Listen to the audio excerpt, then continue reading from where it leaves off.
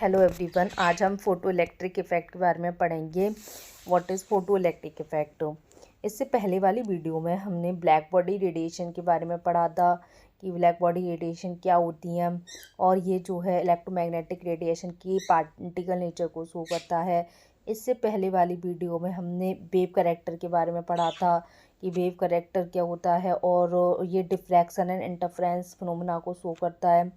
और जो हम फोटो इलेक्ट्रिक इफेक्ट को पढ़ेंगे वो भी इलेक्ट्रोमैग्नेटिक रेडिएशन की पार्टिकल नेचर को शो करता है।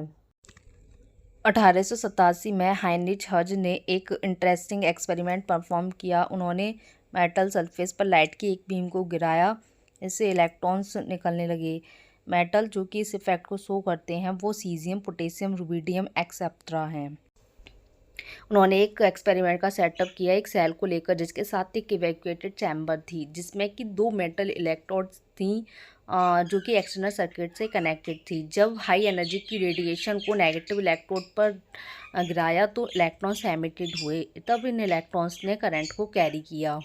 इस तरीके से हमारे यहाँ इलेक्ट्रिसिटी जनरेट हुई। इस स्लाइड्स में हम फोटो इलेक्ट्रिक इफेक्ट की डेफिनेशन को देखेंगे और देखेंगे फोटो इलेक्ट्रॉन्स क्या होते हैं। जब हम सूटेबल फ्रीक्वेंसी की लाइट को मेटल सरफेस पर स्ट्राइक करते हैं तो इलेक्ट्रॉन्स का इजेक्शन होता है। उसकी घटना को फोटो इलेक्ट्रिक इफेक्ट कहा जाता है और जो एमिटेड इलेक्ट्रॉन्स होते हैं उसको फोटो इलेक्ट्रॉन्स कहते हैं। The results observed in the experiment are as follows. Means जब हमने फोटो इलेक्ट्रिक एक्सपेरिमेंट किया था, फोटो इलेक्ट्रिक इफेक्ट को दर्शाने के लिए जो एक्सपेरिमेंट शो किया था उसमें जो रिजल्ट ऑब्जर्व हुए वो इस प्रकार है। Number 1, no time lag between the striking of light and ejection of electrons. जैसे ही हम मेटल सरफेस पर लाइट को स्ट्राइक करते हैं तो इलेक्ट्रॉन्स इजेक्ट होने लगते हैं, उनके बीच में कोई भी टाइम अंतराल नहीं रह जाता है। Number 2, threshold frequency. यह फोटो इलेक्ट्रिक इफेक्ट को कॉज कराने के लिए लाइट की मिनिमम फ्रीक्वेंसी होती है। इस फ्रीक्वेंसी के नीचे फोटो इलेक्ट्रॉन्स इजेक्ट नहीं हो सकते हैं और थ्रेशोल्ड फ्रीक्वेंसी को न्यू नॉट से डिनोट करते हैं।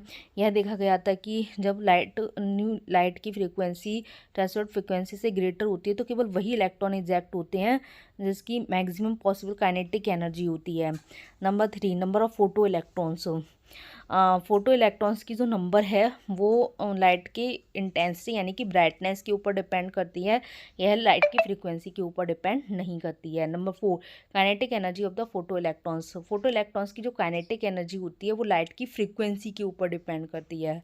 यहाँ हम डायग्राम से देख सकते हैं कि जो इजेक्टेड इलेक्ट्रॉन्स की संख्या है वो लाइट की इंटेंसिटी पर डिपेंड करती है और जो काइनेटिक एनर्जी होती है वो इंटेंसिटी के इंडिपेंडेंट होती है।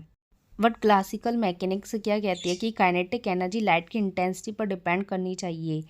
जब हम जैसे कि हम इस एग्जांपल से देख सकते हैं, हाई इंटेंसिटी ब्राइटनेस की रेड लाइट को पोटेशियम मेटल पर स्ट्राइक करते हैं तो इलेक्ट्रॉन्स की इजेक्ट करने की एबल नहीं होती है।